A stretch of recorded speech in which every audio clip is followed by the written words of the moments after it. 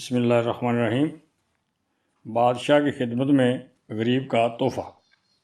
پرانے وقتوں کا ذکر ہے کہ ایک خلیفہ کی سخاوت دور دور تک مشہور تھی۔ گو حاتم طائی بھی سخاوت میں بڑا نام رکھتا تھا، لیکن اس خلیفہ کی داد و عش اس سے بڑھ کر تھی۔ ضرورت مند دور و نزدیک اپنی ضرورتیں پوری کرنے کے لیے اس کے دربار میں حاضری دیتے رہتے اور اس کے عنایات سے خوب جھولیاں بھر کر ہنسی خوشی گھروں کو واپس جاتے تھے۔ اس خلیفہ کے دور خلافت میں ایک اعرابی غربت سے زندگی کے دن پورے کر رہا تھا۔ ایک دن اس کی بیوی نے شکایت کرتے ہوئے کہا کہ ہم سب بد نصیب اور غریب شاید ہی کوئی ہو، کیونکہ ہمارے پاس نہ تو کھانے پینے کی چیزیں ہیں اور نہ ہی تن ڈھانپنے کو مناسب کپڑا۔ غیر تو ہم سے دور رہتے ہی تھے، اب تو اپنے عزیز رشتہ دار بھی نظریں چراتے ہیں۔ اگر کہیں آنکھیں چار ہو جائیں تو نفرت و حقارت سے دیکھتے ہیں۔ نہ معلوم ہماری یہ غریبی کب دور ہوگی۔ اعرابی نے اپنی بیوی کو تسلی دیتے ہوئے کہا، نیک بخت، کافی سے زیادہ زندگی گزر گئی ہے، جو تھوڑی بہت باقی ہے وہ بھی گزر جائے گی۔ قناعت بہت بڑی چیز ہے، تو کیوں حرص و حوث میں اپنے آپ کو مبتلا کرتی ہے؟ خامد کی باتیں سن کر بیوی جلا اٹھی اور خامد سے کہنے لگی، پتہ نہیں تیری عزت کو کیا ہوا، تو بے عزتی اور مفلسی کی زندگی کو قناعت کا نام دیتا ہے۔ تیرا تو وہی حال ہے کہ ہاتھ نہ پہنچے تھو کوڑی۔ محنت مزدوری کر کے اپنی آمدنی بڑھانے کی ترکیب نہیں سوچتا، الٹا قناعت کی رٹ لگاتا ہے۔ اعرابی کو بھی غصہ آ گیا۔ اس نے اپنی اہلیہ کو کھری کھری سنانا شروع کر دیں۔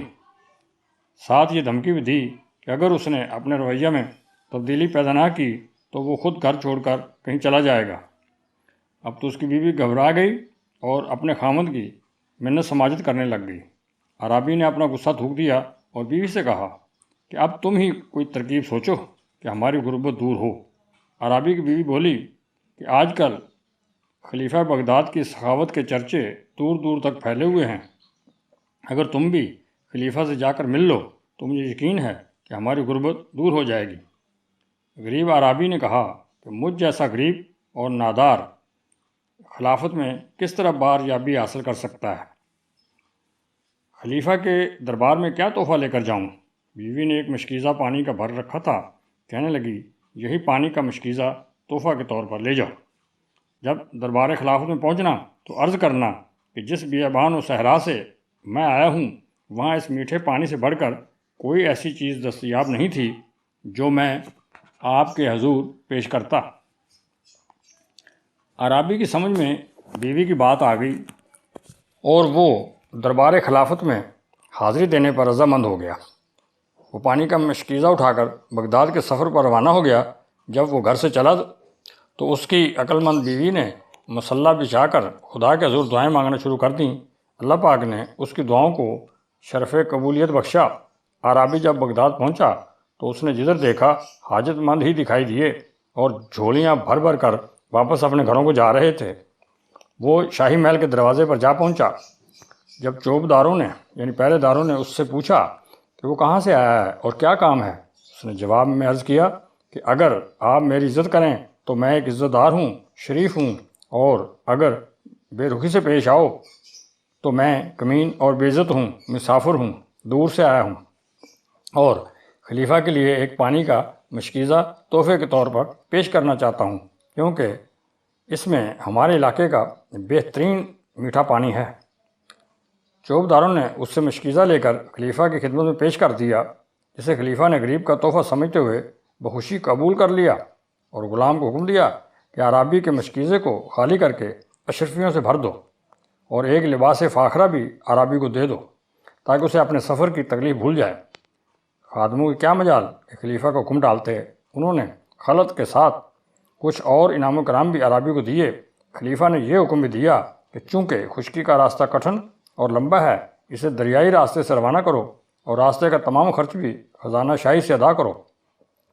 حکم کی دیر تھی، اعرابی خلیفہ کو دعائیں دیتا ہنسی خوشی گھر کو روانہ ہوا اور خدا کا شکر بجا لایا۔ میں اس کی وضاحت کرنا چاہوں گا کہ جو مولانا روم رحمۃ اللہ علیہ نے ہمیں یہ حکایت سنائی ہے، کہ اللہ کے نیک بندوں کو تحفوں کے نہیں بلکہ خلوص کی پہچان ہوتی ہے۔ خلیفہ نے عرابی کے تحفے کو اس لیے اہمیت دی کہ ریگستان میں پانی بہت بڑی نعمت ہوتا ہے، اور وہ بھی میٹھا پانی، جبکہ شہروں میں پانی کی بہت زیادہ ناقدری کی جاتی ہے۔ اللہ پاک بھی انسان کی نیت دیکھ لیتا ہے، اسے سینکڑوں نوافل و ہزاروں صدقہ و خیرات سے غرض نہیں ہوتی، جبکہ آج کل یہ رواج ہے کہ جب بھی راہ خدا کوئی کام کرنا ہو تو پہلے اس کی خوب تشہیر کی جاتی ہے۔ اگر کسی نے ادائیگی زکوٰۃ کرنا ہو تو وہ پہلے بھی اخبارات کے ذریعے یا مساجد میں لاؤڈ اسپیکر سے اعلان کرواتا ہے کہ فلاں رئیس فلاں دن زکوٰۃ تقسیم کریں گے۔ اس دن اخبارات کے فوٹوگرافر اس کی سخاوت کے ثبوت میں اس کے تصاویر اپنے اخبارات میں شائع کرتے ہیں، جس کا کوئی فائدہ نہیں۔ اللہ تعالی ہمیں ریاکاری سے اور دکھاوے سے اپنی پناہ میں رکھے، آمین۔